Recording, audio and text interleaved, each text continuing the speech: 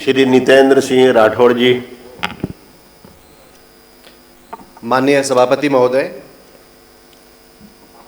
मैं मांग संख्या 26, 37, 51 के अनुदान मांगों के कटौती प्रस्ताव पर अपनी चर्चा रख रहा हूं।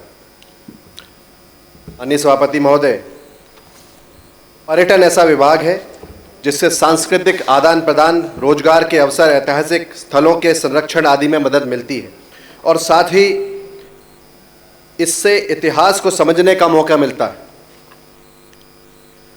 यह उद्योग प्रत्यक्ष अप्रत्यक्ष रूप से बड़े पैमाने पर रोजगार पैदा करता है।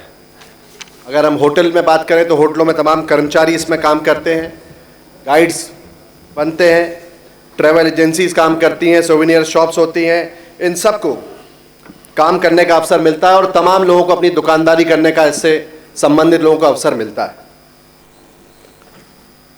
माननीय अध्यक्ष महोदय, इसमें पर्यटन में सबसे महत्वपूर्ण सेक्टर अगर हम कहें तो हॉस्पिटैलिटी सेक्टर है, जिसमें सबको सिखाया जाता है कि treat a guest like God, अतिथि देवो भव, और अतिथि देवो भव के माध्यम से जो लोग भी घूमने आते हैं, जो एक दूसरे से मिलते हैं, सबसे महत्वपूर्ण होता है कि किस तरह से हम उनका ख्याल रखें, किस तरह से उनकी मेहमाननवाजी करें और इसके माध्यम से न केवल आर्थिक संपन्नता बल्कि संबंधों की भी संपन्नता हमें मिलती है।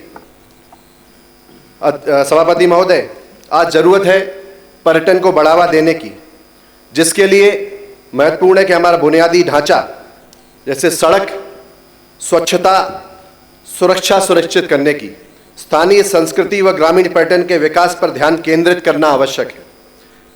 विदेशी पर्यटकों के लाने के लिए सभापति महोदय जो दूतावास हैं उनमें खास लोगों को आमंत्रित करना आवश्यक है। देश विदेश में बड़े बड़े ट्रैवल एजेंट्स होते हैं माननीय सभापति महोदय, जैसे WTM लंदन है, ITB बर्लिन है, फितूर मैड्रिड है, साटे दिल्ली है, GITB जयपुर है, ATM दुबई है, और ये सब में मध्य प्रदेश पर्यटन हिस्सा लेता है। लेकिन मेरा मानना है कि इसमें होटल व्यवसायियों को, ट्रैवल एजेंट्स को और उनके साथ साथ तमाम जो फूड ब्लॉगर जो खाने का प्रमोशन भी करते हैं अलग अलग जगह पर, और जो आजकल डेस्टिनेशन वेडिंग एक बहुत बड़ा बिजनेस प्लेटफॉर्म पर्यटन के लिए बन गया है माननीय सभापति महोदय, तो इसमें जो वेडिंग प्लानर्स हैं उनको भी आमंत्रित करना चाहिए और उनको और प्रोत्साहित करना चाहिए कि इस प्लेटफॉर्म पे वो पार्टिसिपेट करें और उसको बढ़ाने का मौका दें। माननीय सभापति महोदय, जो विदेशी टूर एजेंट्स हैं, ट्रैवल एजेंट्स हैं, उनको आमंत्रित करके अलग अलग सर्किट में घुमाना चाहिए, जिससे मध्य प्रदेश के सारे भागों को अच्छे से समझ सकें और नई आइटिनरी बना सकें। हमारा मध्य प्रदेश जिसमें बहुत कुछ घूमने के लिए, अगर हम हेरिटेज सर्किट की बात करें सभापति महोदय, तो हमारे पास खजुराहो जैसी महत्वपूर्ण जगह है, ओरछा है, चंदेरी है, दतिया है, ग्वालियर है, सांची है, भोपाल है, महेश्वर है, मांडू है, जबलपुर है। अगर हम वाइल्ड लाइफ की बात करें सभापति महोदय, तो हमारे पास पेंच है, बांधवगढ़ है, कान्हा है, पन्ना है, कूनो है, मड़ई है और तमाम और भी जगह यहाँ पर है जहाँ पर वाइल्ड लाइफ एक बहुत बड़ा सेक्टर है। माननीय सभापति महोदय, अगर हम धार्मिक जगह की बात करें तो चित्रकूट का कामतानाथ मंदिर, महाकालेश्वर उज्जैन, ओमकारेश्वर, दतिया का पीताम्बरा पीठ, ओरछा का रामराजा मंदिर, मैहर का माता का मंदिर और तमाम ऐसी जगह हैं जहां और प्रमोशन की आवश्यकता है। सभापति महोदय, अगर सरकार ठान ले तो पर्यटन एक ऐसा उद्योग है जिसके माध्यम से बेरोजगारी की समस्या लगभग 60 से 70% तक हम समाप्त कर सकते हैं। सभापति महोदय, इस बजट पर 2 पंक्तियां मैं आपके सामने रखना चाहूंगा और एक आम आदमी की बात है, क्योंकि हर आदमी घूमना चाहता है, अपने परिवार को घुमाना चाहता है।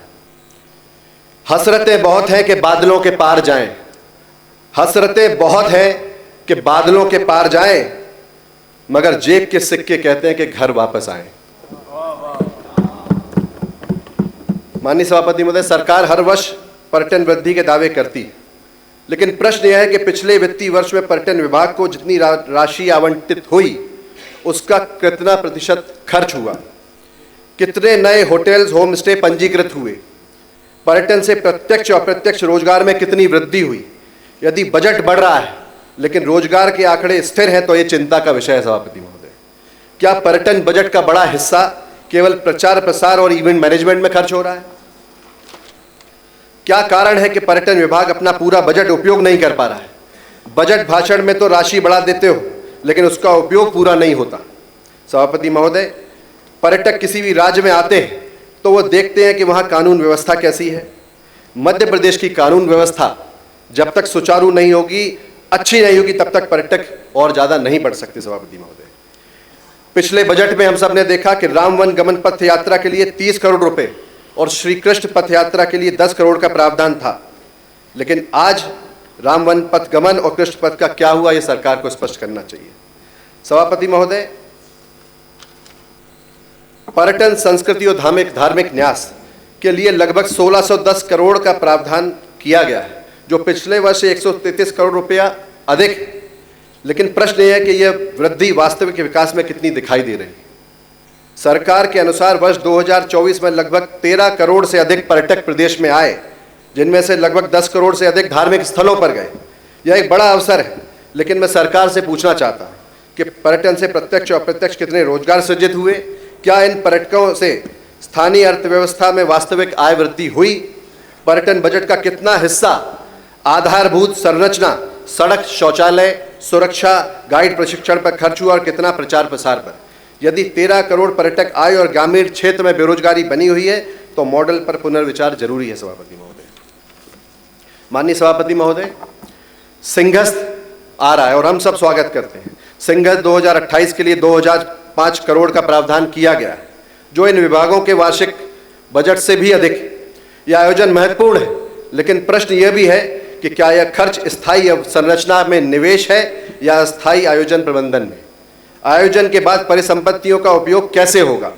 संस्कृति विभाग में 507 करोड़ स्मारकों के लिए है, लेकिन लोक कलाकारों की पेंशन और मानदेय का क्या हुआ? सरकार कहती है कि मध्य प्रदेश पर्यटन का हृदय है, लेकिन यह सच है कि पर्यटन का दिल तो धड़क रहा है, पर जमीन पर विकास की नब्ज कमजोर है। सभापति महोदय, मध्य प्रदेश में लोक कलाकारों की संख्या हजारों में है। कितने कलाकारों को नियमित मानदेय मिल रहा है? कितने सांस्कृतिक संस्थान वित्तीय संकट में है? बुंदेली, बघेली, मालवी और निमाड़ी भाषाओं के संरक्षण के लिए कोई स्थायी अकादमी या शोध संस्थान को पर्याप्त बजट मिला है? यदि संस्कृति बजट का बड़ा हिस्सा केवल बड़े शहरों के कार्यक्रमों में खर्च हो रहा है, तो ग्रामीण कलाकार उपेक्षित रहेंगे। सभापति महोदय, आवंटित बजट बनाम वास्तविक खर्च का प्रतिशत, रोजगार सृजन के ठोस आंकड़े, धार्मिक न्यास की आय व्यय की सार्वजनिक पारदर्शिता, बिना इन तथ्यों के यह बजट केवल घोषणाओं का दस्तावेज रहेगा, विकास का नहीं। सभापति महोदय, प्रदेश के विभिन्न लोक नृत्य, लोकगीत कलाकारों को भी सरकार की तरफ से बढ़ावा, प्रोत्साहन मिलना चाहिए और आर्थिक सहयोग भी मिलना चाहिए। सभापति महोदय, अनेकों विश्व धरोहर स्थल जैसे सांची, भीमबेटका आदि आज भी बुनियादी सुविधाओं के लिए तरस रहे हैं। सभापति महोदय, सरकार विज्ञापनों में अद्भुत है, लेकिन व्यवस्था में अधूरी है। स्मारक बन रहे हैं पर कलाकार बिखर रहे हैं। यदि यही इस बजट की सच्चाई है, यह बजट विकास का दस्तावेज कम और आयोजन व प्रचार का पोस्टर ज़्यादा है। सभापति महोदय, अगर 13 करोड़ पर्यटक आ रहे हैं, अगर मंदिरों में करोड़ों की आय हो रही है, अगर बजट में हजारों करोड़ के प्रावधान हैं, तो फिर प्रदेश का युवा बेरोजगार क्यों है? ग्रामीण कलाकार उपेक्षित क्यों है? ये चिंता का विषय है। माननीय सभापति महोदय, मैं बुंदेलखंड से आता हूँ और बुंदेलखंड की ऐतिहासिक व धार्मिक नगरी ओरछा, जहाँ राम राजा का मंदिर, राम राजा स्वयं विराजमान है, वहाँ से जोड़कर मडोर की सिद्ध बाबा पहाड़ी पर मंदिर, गढ़कुड़ार का किला, वीर सागर का बिहारी जू मंदिर, तारामाई का मंदिर सिनोनिया, अछरू माता का मंदिर, बंदा का जैन मंदिर, मड़वागीर मंदिर, मोहनगढ़ का किला व चतुर्भुज मंदिर, मड़खेरा का सूर्य मंदिर, गोर का देवराई मंदिर, कुंडेश्वर का शिव मंदिर आदि को जोड़कर पर्यटन के सर्किट बनाए जाने की मांग मैंने पिछले बार सदन में भी रखी थी और माननीय मुख्यमंत्री जी को पत्र लिखकर भी ये सूचना दी थी। इस बजट में कहीं भी इसका उल्लेख नहीं है। यदि इसे जोड़कर सर्किट बनाया जाएगा तो निश्चित ही निवाड़ी एवं टीकमगढ़ जिले का समग्र विकास होगा। जो यहाँ बेरोजगारी के कारण स्थानीय लोगों को पलायन करके बाहर शहरों में जाना पड़ता है, उनको सभापति महोदय इसका फायदा भी मिलेगा।